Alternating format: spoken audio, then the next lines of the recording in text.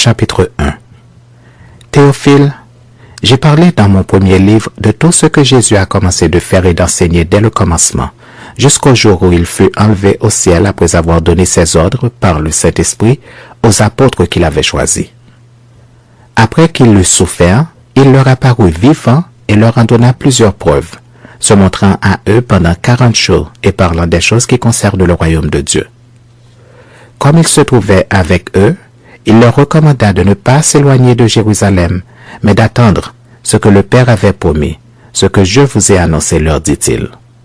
Car Jean a baptisé d'eau, mais vous, dans peu de jours, vous serez baptisés du Saint-Esprit. Alors, les apôtres réunis lui demandèrent, « Seigneur, est-ce en ce temps que tu rétabliras le royaume d'Israël ?» Il leur répondit, « Ce n'est pas à vous de connaître les temps ou les moments que le Père a fixés de sa propre autorité, mais vous recevrez une puissance, le Saint-Esprit survenant sur vous, et vous serez mes témoins à Jérusalem, dans toute la Judée, dans la Samarie et jusqu'aux extrémités de la terre. » Après avoir dit cela, il fut élevé pendant qu'ils le regardaient, et une nuée le déroba à leurs yeux. Et comme ils avaient les regards fixés vers le ciel pendant qu'ils s'en allaient, voici 2 hommes vêtus de blanc leur apparurent et dirent, « Hommes galiléens, pourquoi vous arrêtez-vous à regarder au ciel?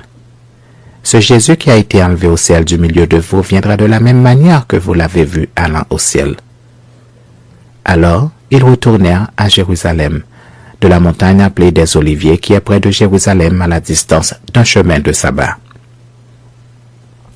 Quand ils furent arrivés, ils montèrent dans la chambre haute où ils se tenaient d'ordinaire. C'étaient Pierre, Jean, Jacques, André, Philippe, Thomas, Barthélemy, Matthieu, Jacques fils d'Alphée, Simon le Zélote et Jude fils de Jacques. Tous d'un commun accord persévéraient dans la prière avec les femmes et Marie mère de Jésus et avec les frères de Jésus. En ces jours-là, Pierre se leva au milieu des frères. Le nombre des personnes réunies était d'environ 120 et il dit, « Hommes frères, il fallait que s'accomplisse ce que le Saint-Esprit dans l'Écriture a annoncé d'avance par la bouche de David au sujet de Judas qui a été le guide de ceux qui ont saisi Jésus. Il était compté parmi nous et il avait part au même ministère. Cet homme ayant acquis un champ avec le salaire du crime est tombé, s'est rompu par le milieu du corps et toutes ses entrailles se sont répandues. La chose a été si connue de tous les habitants de Jérusalem que ce chant a été appelé dans leur langue Hakeldama, c'est-à-dire chant du sang.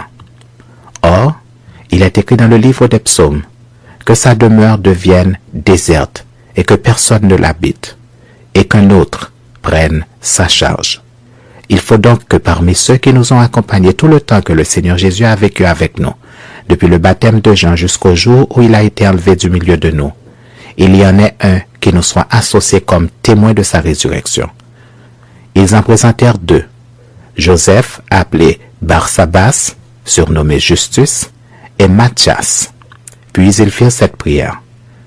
Seigneur, toi qui connais les cœurs de tous, désigne lequel de ces 2 tu as choisi, afin qu'il ait part à ce ministère et à cet apostolat que Judas a abandonné pour aller en son lieu. Ils tirèrent au sort, et le sort tomba sur Matthias, qui fut associé aux 11 apôtres.